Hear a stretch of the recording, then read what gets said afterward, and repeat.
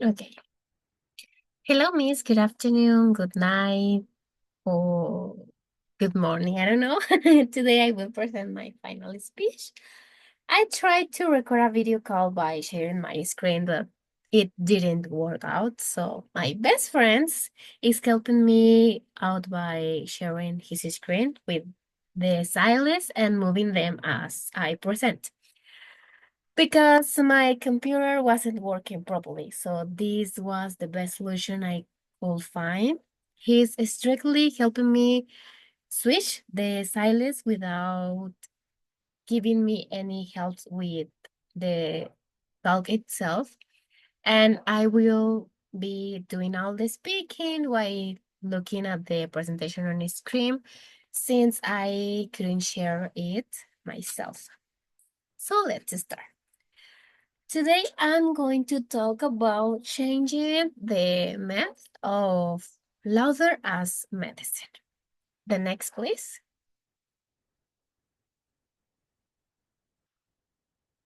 Okay. Human shortcomings and the skeptical view of humor. First, I want to talk about human shortcomings like being hot tempered, oversensitive, or a perfectionist, sorry, and how we often look for exaggerated solution to our problems. We all struggle with stress, and when things go wrong, we want a quick fix. Recently, while reading an article about World Laughter Day, I came across the bold claim that laughter yoga can actually cure serious illnesses.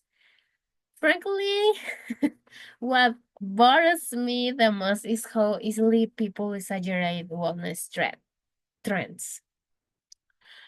Today, I want to critically examine whether laughter is truly medicine or if we were just stretching a good stress relief tool a bit too far.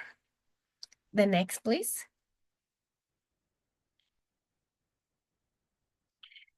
Behavior traps, outbursts, and cleaning up the mess. Let me share a quick example about how human temper works in real life. Last week at work, a college completely lost his cool during a meeting. Lost control, really.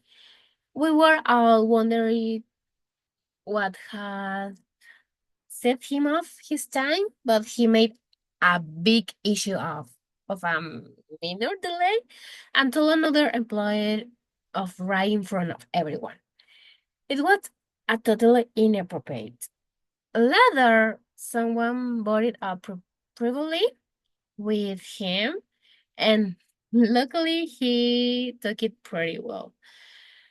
However, situation like that forced everyone to walk on eggshells for days, worried that he might take it up on someone else.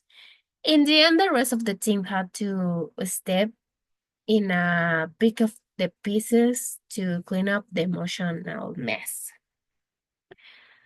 Only if we take this sense claiming that it helps physical disease is misleading and crosses the line into a pseudoscience, I don't know, something like that. The next, please.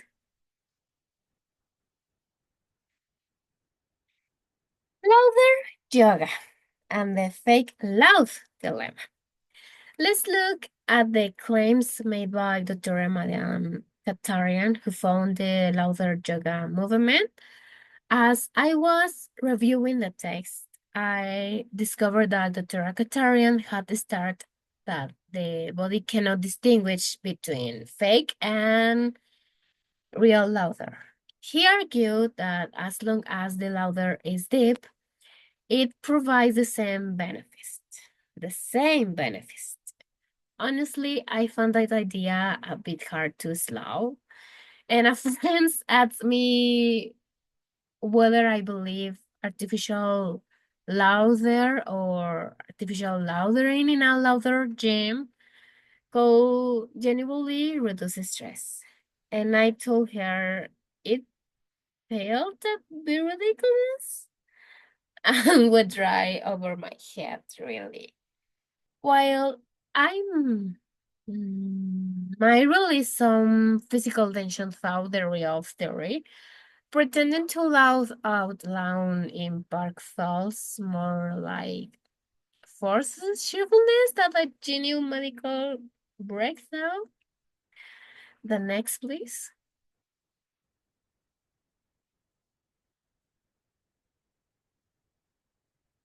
Normal cousin case. I don't know how to say um this word. Cousin, I don't know. So cousin case. A miracle or coincidence? I think the most extreme example of this ecology in the case of writing or Mark cousin, when doctor diagnosed him with a several illness, they told him that he had a limited time to live, causing claiming that positive emotion and 10 minutes of Billy Louder could buy him 2 hours of pain and sleep. I don't know. But allowing him to drop his medical prescription. Later, the article notes that within months he was up and about and back at work within 2 years. But let me be critical here, really critical. It was his determination and proper medical supervision, not just watching funny movies, that likely saved him. Attributing a full recovery entry to jokes in by test when dealing with real life threatening disease. The next, please.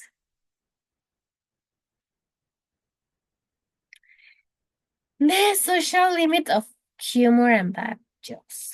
Furthermore, humor can easily backfire in social situation. We have all experienced telling a joke, whether it has mm, it's a verbal joke, a practical joke, or something riskier like a political joke that completely faded. A college admits to me once that he had a made total fool of himself because his joke went over like a little balloon. Nobody laughed there. And I realized I didn't get at all. And the other day, a professor asked us how we usually responded when someone crossed the line with an offensive remark.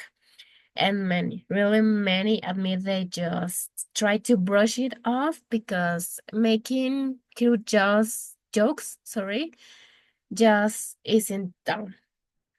What one person find hilarious and so funny, another might consider invite test or par for the course of poor etiquette. The next, please. And in conclusion, for me, enjoy the laugh, but keep it real. To wrap things up, we cannot completely eliminate our personal shortcomings. We will all feel stressed, negative, or oversensitive at times, but mm, well, what I'm trying to say is that while laughter is a wonderful copy machine to daily tension, we shouldn't treat it as a medical miracle cure. When lives gets heavy or someone lost their temper, lost control, driving me crazy, I don't know. Remember this advice. Don't take it so hard. Sure, that is often easier said than done, but keeping it realistic. Grounded perspective is much healthier than buying into exaggerated wellness myths. Unless we learn to laugh at our